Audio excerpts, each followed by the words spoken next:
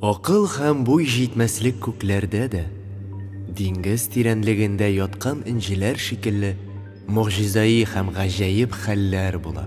Җиргә дә төрле әкәмәтләр, сер, өмет иңә. 7 сер, 7 инҗе бөртеге, 7 бөек ачыш безгә күптәннән җибәрелгән иде. Бары тик 7-нче иң әһәмиятле инҗе бөртеге генә һәркемгә якын, чөнки аны кеше үзеннән эзләп таба ала. Әмма 7-нчесе һәммәсен дә берләштерә һәм инҗеләрне эзләп табучыларга якты нурлар сибеп, янган йолдызлы галәмнең хакыйкатьне ачып бирә. Күзләрең шундый матур синең, инҗе. Нәкъ инҗе инде менә. Рамай соклану тулы карашын кыздан ала алмыйча торды. Син нәрсә? Чынлап табарга җыендыңмы әллә? Инҗе Рамайга текәлеп карады. Ишеттеңме? Мин сине сорарга килгәч, әтиең нәрсә әйтте? Дип көлемсерәде Рамай. Ул авыр сулап куйды. Син аларны каян эзләрсең икән? Егет кызга елмаеп, кочаклады аны һәм алар сөйләшә-сөйләшә авыл урамы буйлап атлап киттеләр. Авылның икенче башындагы көчле нык куллар күгәрченне ышкындырып җибәрде. Оч, һәм аны сакла. Юлында таяныч бул. Йырткыч аның изенә төште инде. Күгәрчен тымшыгын селкетеп алды. Шуннан соң ул саубулашуын белдергән сыман йорт өстендә берничә әйләнеш ясады да җәйге төндә югалды. Эзләп табам инҗеләрне, әтиңә алып кайтам. Рамай сүзләрен җилгә ташламый, диде егет.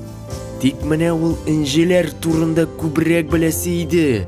Бәлки ул инҗеләрне осталар каласындагы ярминкәдә генә сатып алып буладыр.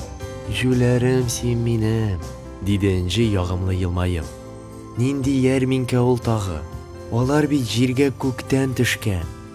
Бәлки син минем йөрәгемне дә сатып кына алмакчы буласыңдыр. Юк, дип күрсенеп куйды Рамай. Минем ул хәтле акчам юк.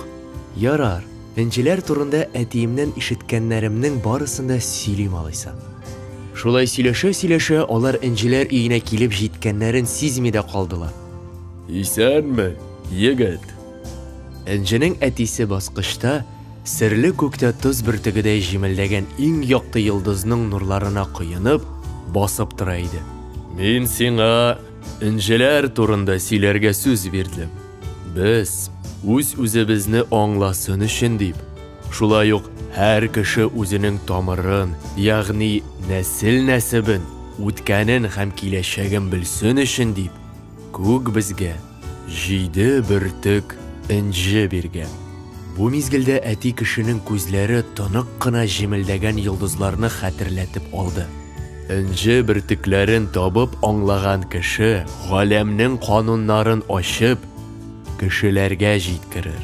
Хәзер ул зур акыл иясе, ачык күңелле дәрвиш, аның һәрбер сүзе яңалык булып тоелды Рамайга. Мин аларны каян табырмын икән соң? Дип кулларын җәеп җибәрде Рамай. Шундый әйберләр бар, аларны бары тик үз йөрәгеңнән генә табып була. Дип әйтеп куйды инҗенең әтисе, Рамайның ни уйлаганын сизгәндәй. Уңышлар сиңа, егет, диде ул бераздан һәм өйгә кереп югалды. Рамай сөйгәнне инҗенең тәрәзәсе каршында байтак вакыт басып торды әле. Баш очында ялгыз йолдыз балкып яна иде. Төнге салкын һава йокымсыратмас, юлда бару җиңелрәк булыр дип уйлады ул. Борынгыдан килгән йола буенча әввәл егет басу капкасы янында туктап, дуга кылды. Бисмиллаһир-рахманир-рахим. Изге ният белән юлга чыгам. Юлым хәерле булсын, диде ул. Арырак урман авызындагы шикләвеклектә караңгылык тагы да куера төшкәнен күз кырые белән генә шәйләп алды егет. Мизгел дә узмагандыр, шайтан вәсвәсәсе күз алдыннан юкка чыкты. Бары тик кара су, чуалчык ботакларны төнге җил тибрәтә иде. Күзгә әллә нәрсәләр күренә башлады, диде ул сөйгәнне турында уйлый-уйлый. Рамай газиз әнисен, кадерле инжесен, ышанычлы дусларын, хәтта кәләшнең әтисен җылы матур сүзләр белән исенә төшереп алды. Шуннан соң кулындагы тәңкәне тузанлы юлга куйды, сәфәр чыккан берәр юлчыга хәер булыр, һәм ул йөрәгендә җиңеллек тоеп урманга таба атлады. Миңа хәер хаклы бул, юл иясем. Мин әйләнеп кайтачакмын, барыбер кайтачакмын, һәм әлбәттә буш кул белән түгел. Урман эченәрәк керүгә, егетнең артында күләгәләр кабат куерды. Ул да булмады, ачуланып ырылдаган тавыш ишетелде. Һәм шул мизгелдә караңгылыкта җансыз ике ут кабынды. Быздай салкын, кырыс күз карашлы, алагаем зур кара бүре, төнге урман исен иснәштереп, киң маңгайлы башын уңга-сулга йөртеп алды. Әгәр Рамай шул чак артына борылып караса, ул үз карашында зур казык тешле йонлач албастыны, аннан да битәр, аның быздай үтә күренмәле гәүдәсе аша шәйләнгән кеше сынын күреп алган булыр иде. Рамай белән инҗенең борынгы бабалары данлы һәм горур халык булган. Аларның мәңгелек көндәшләре һәм аясыз дошманнары булган кара бүреләрнең соңгы токымы хәзер Рамайны эзәрлекли. «Инҗеләр!» дип хырылдады бүре. «Хәйләкәр ак бүреләр! Бу юлы сез дигәнчә булмас. Бу малай, ул хәтлүк ахмак түгел. Ул мине туп-туры инҗеләргә алып барачак, һәм аларны минем үземә тоттырачак әле. Менә шул чагында безнең уру яңадан калкачак». Җир кануннары китабында булай диелгән. Нәсел уруның соңгы дәвамчысы, әгәр ул кеше кыяфәтен югалткан икән, күкләр бүләк иткән сер мөгъҗизалар белән идарә итә алмый. Алар бары тик көчле, ихтиярлы һәм изге күңелле, ярата белгән кешеләргә генә буйсына. Моны карт ак бүре, ак батырлар уруының соңгы яугире бик яхшы аңлый. Рамай елгаларының шилтерәүенә, кошларның көйләренә колак салып, армый-талмый алга атлады. Рамай бер туктаусыз сөйгәне инҗене, аның сөйкемле күзләрен, бөләем елмаюын, шатланып, шукланып көлүен күз алдына китерде. Әлегә Рамай бернинди дә маҗараларга да тарымады. Хәер, урман ешлыгына кергәч, ул яраланган күгәрченгә тап булды. Батыр кыш кем беләндер алышкан, тик көчләр генә тигез булмаган ахры. Аның канатлары кайрылган, йон кауралары таланган, йылкынган иде. Тагы шул икән, артыннан ниндидер күләгә ияреп баруын берничә мәртәбә искәрде Рамай. Ул арада Рамай куенындагы күгәрчен хәл алды булса кирәк, ул үзенә ирек даулап кыймылдый башлады. Егет кышның йоннарыннан сыйпап алды да, кинәт аны өскә чиеп җибәрде. Шул вакыт аңа ак кардан да аграк, искиткеч матур икенче бер күгәрчен килеп кушылды. Рамай елмайды, шундук әнисен искә төшерде. Балачагында әнисе аңа җырлар җырлый иде. Күк йөзендә бетерелгән ак күгәрчен бер каурыен төшереп җибәрде. Каурый салмак кына уйнаклап егетнең учына килеп кунды. Шул мизгелдә Рамайның тузанлы үз киеме юкка чыгып, аның урынына күгәрчен каурыендай аппак күлмәк пәйда булды. «Менә мөгъҗиза бу ичмасам!» дип сокланды егет. «Бу күлмәк шат әнием теккән күлмәк иш!» Нәкъ шул мизгелдә еракта яман сулап улаган тавыш ишетелде. «Кара син моңа, җырлаган була бит әле җитмәсә!» дип көлемсерәде Рамай. «Бу күләгә тәки минем арттан калмаска булды бугай. Тик ул мине куркыта да, җиңә дә алмас!» Тарткалап ниткәләп, Рамай күлмәген рәтләштереп, алга таба юл тотты. Кояшның беренче нурлары төшә башлагач кына Рамай осталар каласына керде. Иң башта Рамай тимер эше осталары янына китте. Кыйммәтле инҗеләр өчен кысаларны алар ясамый кем ясасын? Тимерчеләр Рамайга кысаны бик тиз ясап бирделәр. Ә инҗеләр турында исә нәкышы бизәкчеләрдән сорарга киңәш иттеләр. Аларның күзләре кыйммәтле, затлы нәрсәләрне бик тиз күреп ала. Тимер эш осталары аның хезмәтен югары бәяләделәр. Уртада Рамай белән инҗе сурәте, ә чикләре 7 фирәзә ташлары белән бизәкләнгән. Рамай осталар каласында әнә шулай бик күп һөнәрләр үзләштерде, хәтта матур бизәкле һәм шук шәшәкле бик затлы сөлгене дә тукыган.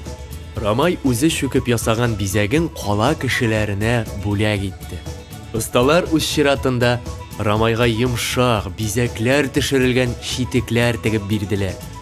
Кызганыч, бу калада инҗесенә алып кайтырга тиешле инҗе бөртекләрен генә дә таба алмады егет. Аның каравы, яңа дуслар тапты ул, бик күп һөнәрнең серенә төшенде. Ә бу инде шын хәзинә. Су кырыенда Рамай сәер күренешкә тап булды.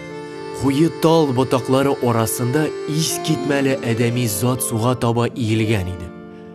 Гүя тылсымлы балык мәкерле таллар кырган ятмәгә эләккән. Әллә чынлап та су анасы инде бу? Дип шаккатты Рамай. Тылсымлы кызны азат итте Рамай. Кем син, сылукай? Дип исе китеп сорады егет. Вакыт елгасының хуҗасы Фирүзә турында ишеткәнең юкмыни? Дип елмайды кыз. Егетнең күзләре шардай булды. Син елга иясемени? Менә син нинди икән? Елга шибәренең йөзе искиткеч матур, ләкин җир кешесенә хас матурлык түгел иде ул. Әллә елга суының салкынлыгы аның нәфис йөзенә күчкән тагы? Бары Фирүзә ташыдай зәңгәр төстәге яшькелт күзләр генә тире. Алардан шаян нурлар сирпелә иде. Рәхмәт яусын сиңа, дип башын какты Фирүзә. Бу тал белән безнең аралар күптәннән бозылды инде. Ә син үзең кем? Кая таба барышың? Рамай сөйли башлады. Егет сөйләгәннәрне тыңлагач, бәллүр шәшле кыз озак кына дәшми торды. Ул инҗеләр турында минем ишеткәнем бар, дип уйчан сүз башлады ул. Иң кадерле, иң кыйммәтле нәрсәләр бөтенләй сез күз алдына да китермәгән һәм хәтта сәер кыяфәтле дә булырга мөмкин. Бу турыда кабат уйлан. Ә хәзер ярга ятып бераз ялый. Сиңа чынлап та ял кирәк. Елга иясе акрын гына җырлый башлады. Ул шундый сихерле җыру иде, егетне йокы басканнан баса барды. Бираздан елга дулкыннарының шавы да ишетелмәс булды. Бираздан вакыт елгасы ашкынып кирегә ага башлады. Рамай! Тур, Рамай! Егет күзләрен ачты. Тавыш килгән якка карап, елга ярына барып басты. Өнеме бу, әллә төшеме, һич аңламассың. Аның каравы артында гына ишетелгән бүре улавы бүтән бер нәрсә белән дә бутап булмый иде. Рамай тиз генә агачлар күләгәсенә кереп, куе ябалдашлы мәхәббәт имән артына яшеренде. Усал ырылдап, яр буена бер көтү бүре килеп чыкты. Аларның төсләре сәер, сумаладай караенлы, ә кыяфәтләре белән явыз һәм җитез, көчле кешеләрне хәтерләтәләр иде. Бу минем арттан ияреп килгән күләгә шәүлә бит. Убырлар. Бүреләр кытышкыч итеп уларга тотындылар. Алда, елга борылышында, әле генә урманнан чыккан кызлар куркуларыннан катып калдылар. Кызларның берсе иң матур, инҗегә шул хәтле ошаган иде. Рамай нишләргә белмичә, имән чукмарны иелеп алды да, бар көченнән бүреләр артыннан чапты. Әллә каян гына ак киемнәрдән булган озын гәүдәле егетләр килеп чыктылар да, қара бүрелерінің юлына арқылы бастылар. Алар бір мезгілде қияфәтлерін үзгәртіп, ақ бүрелерге әуірілділер. Ақ бүре, изге ақ бүрелер, яқтылық сақшылары. Менә сіз нинди икән? Халқыбызның қорқу білмәс яклаушылары. Көчле ак бүреләр дошман белән батырларча алышканнар. Соңгы сулышларына тикле сугышканнар. Рамай ырыш уртасына җилдәй очып керде. Шукмары белән әле уңга, әле сулга кундыра-кундыра кара бүреләрнең сыртларын кыйызлады. Үзе исә аларның очлы казык тешләреннән качарга тырышты.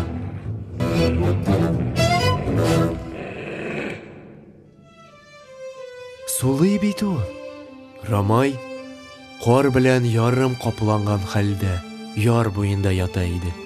Аның янында кайгы хәсрәткә чумып кызлар утыра иде. Ырыш булган җирдә яткан үле гәүдәләрне диңгез булып аккан канны тизрәк капларга тырышкандай күк йөзеннән кар ишелә. Ике якта бер-берсенә каршы торырлык иде шул. Көчләре дә, батырлыклары да бердәй тигез иде. Ак бүреләр нәселеннән берсе дә исән калмаган. Ләкин кызларны коткарганнар. Димәк, җирдә кеше нәселе дәвам итә. Бик күп еллар, бәлки гасырлар үткәч, борынгы бабаларның дәвамчысы булып, якты, матур тормышка өмет, ышаныч белән бу җиргә Рамай килер. Яклаучыбыз исән! Кыз баланың җылы ушы егетнең яңагыннан карны сыпырып төшерде. Рәхмәт сиңа, батыр егет. Моннан соң ак бүре урынына син якларсың инде безне. Шулай бит? Рамай бер-берсенә ябышкан иреннәрен көчкә кыймылдатып, нидер әйтмәкче булды. Шул чак ниндидер шартлау, гөрселдәү ишетелде. Елгада быз кузгалды икән.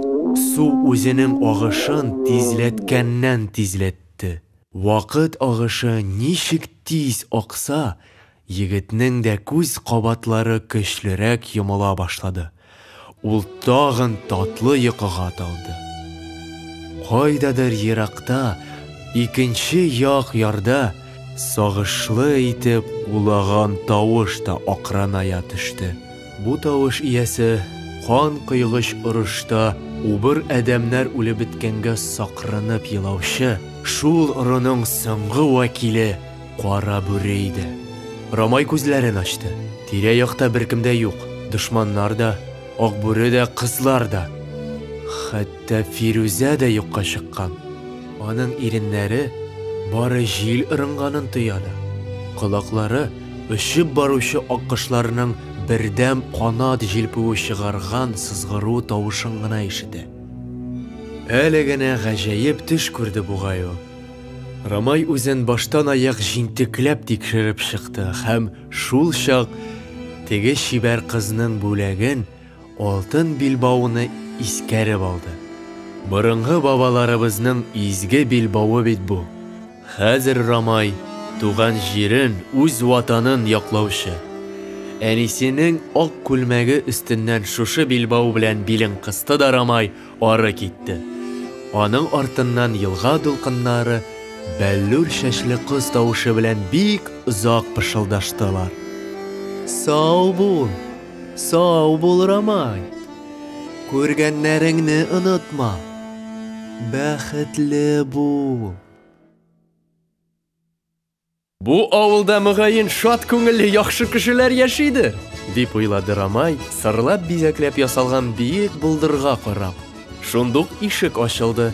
Эчтән булдырга бер төркем яшьләр сибелде. Рамайны күреп, куаныштылар, бер-берсен уздырып, өйгә кич утырырга чакыра башладылар. Йорт хуҗалары Рамайның билдәге яклаучы билбавын күреп, кунакка аерым хөрмәт күрсәтергә тырыштылар. Иң түргә утыртып, сыйлый башладылар. Рамай юл йөреп, шундый ашыккан иде, рәхәтләнеп сыйланды.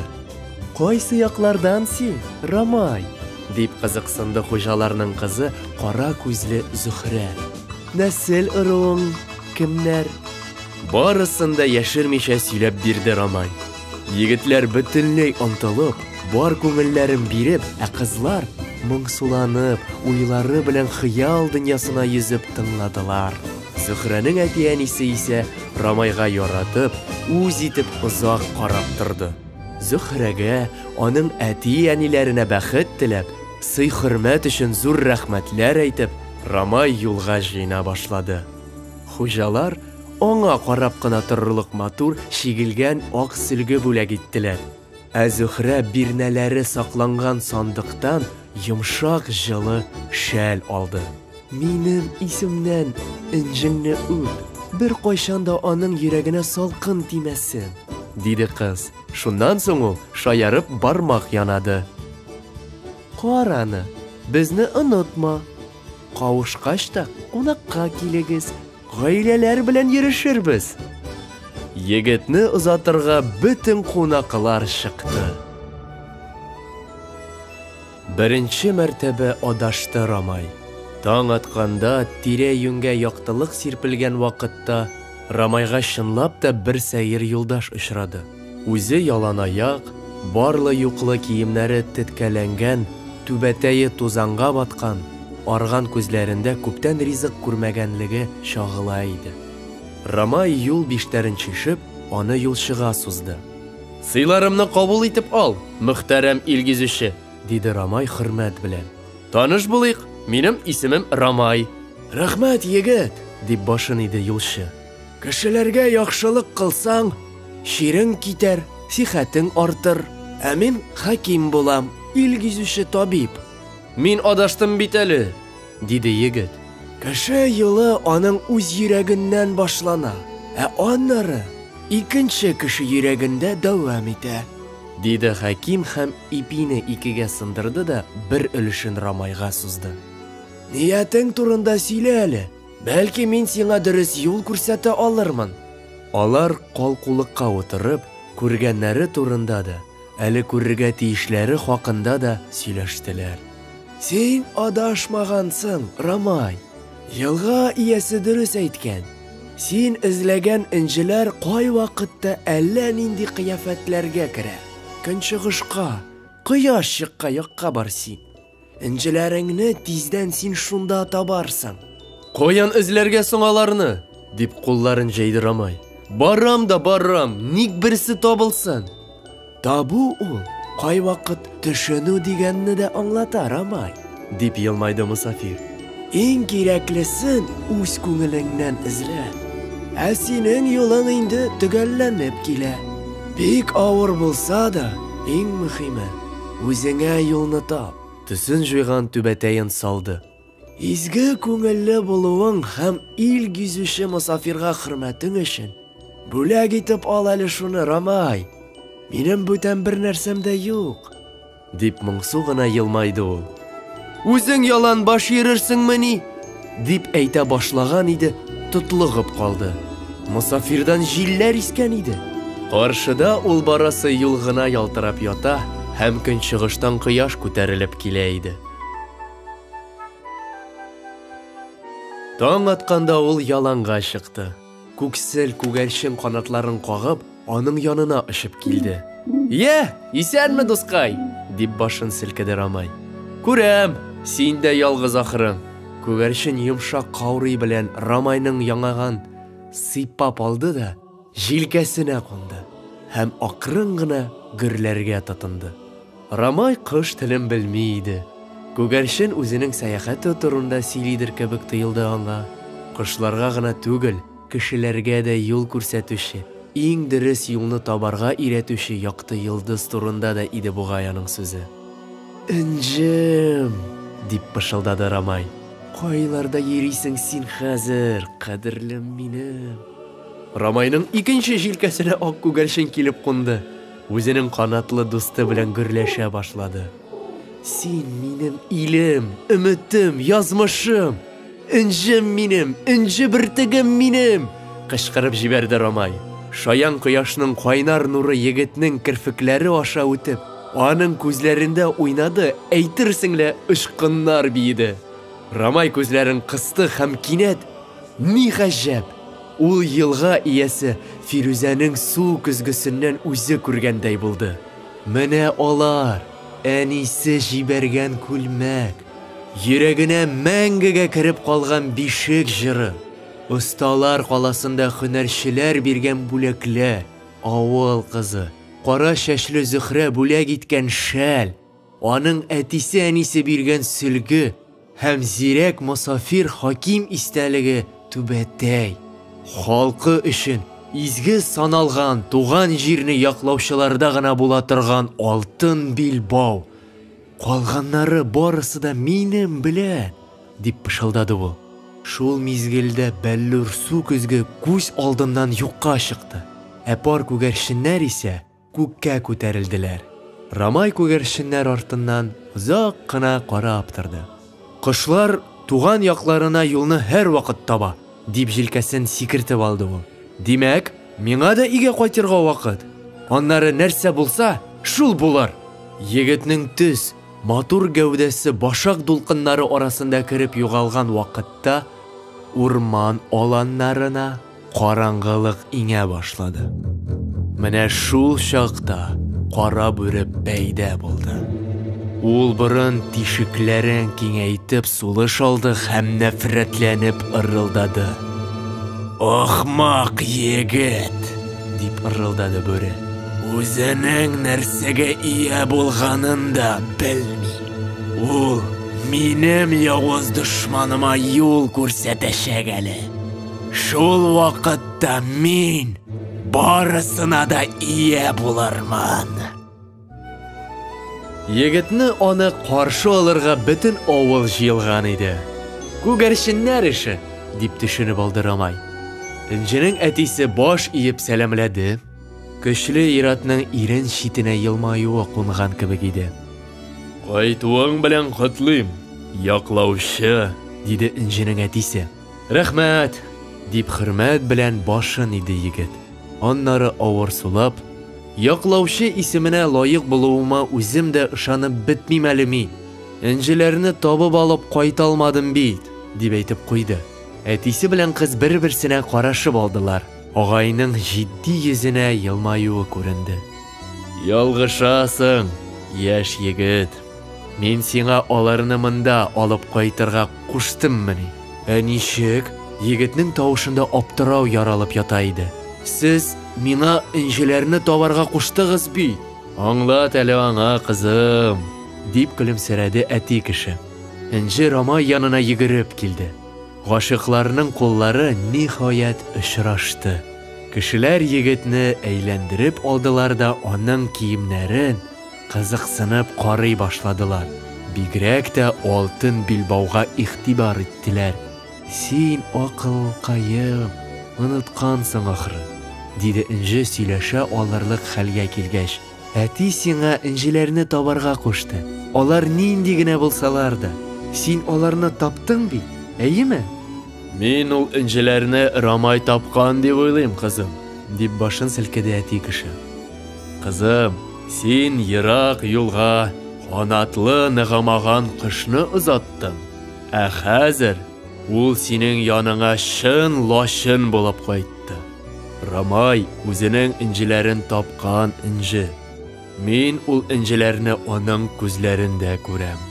Кояштан да яктырак булып янаучы, яклаучы билбавы да титмәгә генә аның билендә түгел.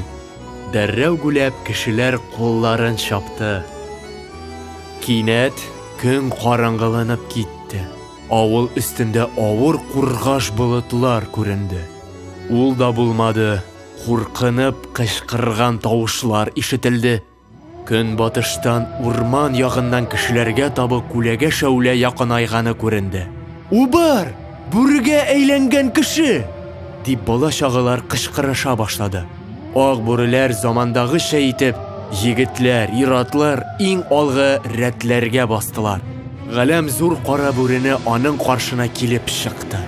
Бүре убырның бызлы күзләре ак киемле кешегә быраулап карый иде. Инҗеләр!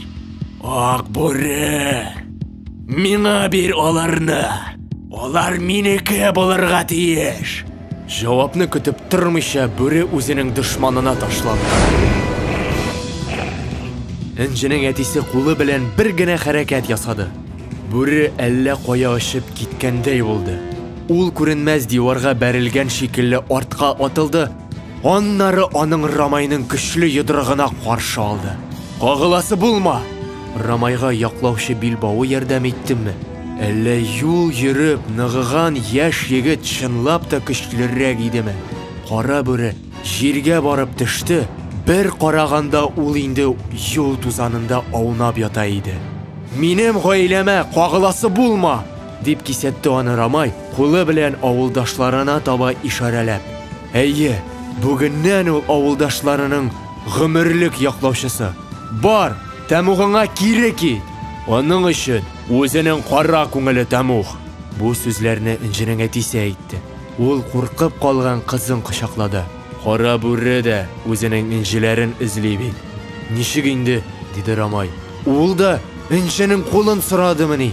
Үзенең нәсел ыруын дәвам итәр өчен, дип башын селкеде ата кеше.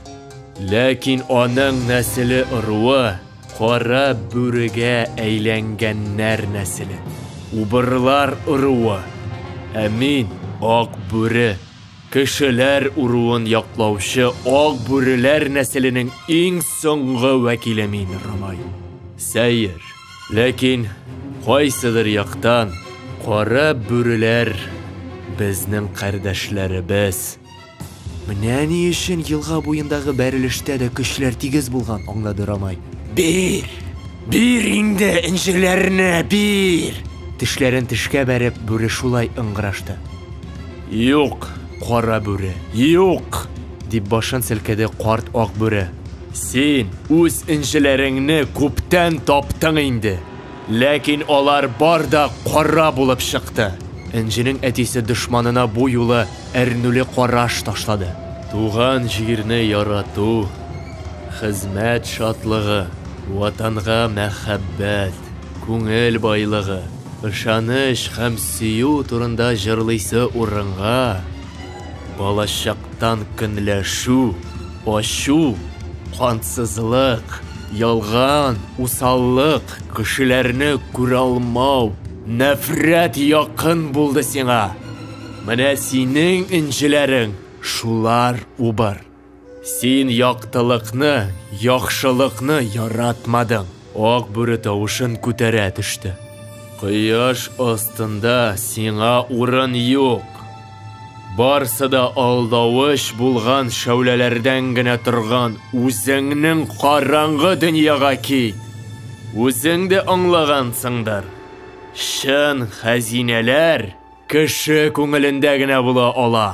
Шуңа күрә дә мин ак бүре кеше. Без монда барыбыз да кешеләр. Ул кулын җиңелгән дошманына өстенә сузды. Ә син бары тик шәүлә генә. Син үзеңнең күләгәң. Сине кызганам мин. Хуш. Шул сүзләрне генә көткәндәй, ак бүре кулының бер хәрәкәттә күк йөзе ачылып китте. Ялтырап кояш чыкты. Убырның гәүдәсенә кояш нурлары төшүгә, авыл кешеләрен шаккаттырып, аның йөз кыяфәте иреп юкка чыга башлады. Юл тузанында бары сыры тап булып күләгә биеде. Кыска гына мизгел эчендә ул да күзгә күренмәс булды. Ул кире килмәсме? Дип сорады Энҗе әтисеннән Рамайның колларына шатырдап ябышкан килеш.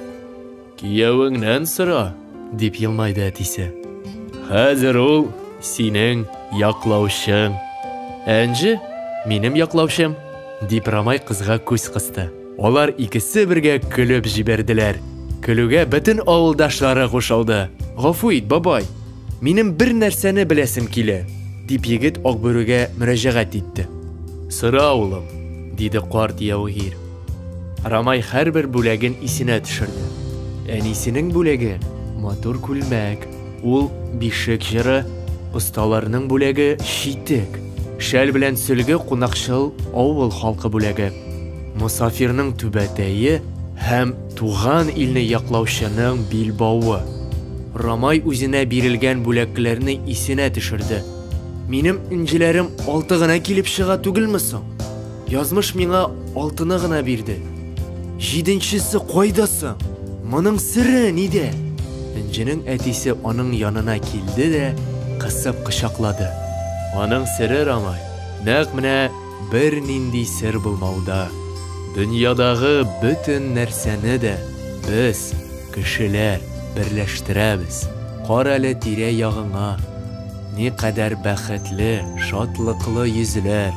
Ул үзен уратып алган шат һәм уйчан, моңсу һәм дәртле, яшь һәм карт авылдашларына куллары белән ишарә ясады. Синең дусларың, безнең күршеләребез, бөтен дөнья, кадерле балаларын кочаклаган кебек безне кочаклаган йолдызлы күк йөзе. Булар бар да без, Рамай. Без бу җирдә бер гаилә. Безнең мәхәббәтебез, дуслыгыбыз, хөрмәтебез, һәр вакыт ярдәмгә әзер булуыбыз. Булар бөтен җир шарында иң әһәмиятле хәзинә. Онытма бу турыда, яклаучы. Онытма бу турыда, улкаем. Онытма, Рамай. Үз инҗеләреңне бөтен күңелең, бөтен йөрәгең белән сакла. Мине дә онытма, дип шаяртты инҗе егеткә тагы да сыена төшеп. Рамай сөйгәненең матур күзләренә сокланып карады. Бер мизгелгә генә ул бу күзләрдә бик нәни генә булган 7 инҗе бөртеге күргәндәй булды. Ул бөртекләр Рамай белән инҗенең туачак балаларының күзләрен төсмерләтә иде. Мин онытмам, диде Рамай. Мин ышанам, мин беләм, хәзер барысы да яхшы булачак. Яңа кояшлы матур көн башланды. Көннәр һәр чак шулай якты, шатлыклы, бәхетле булсын өчен әле бик күп тырышырга кирәк иде.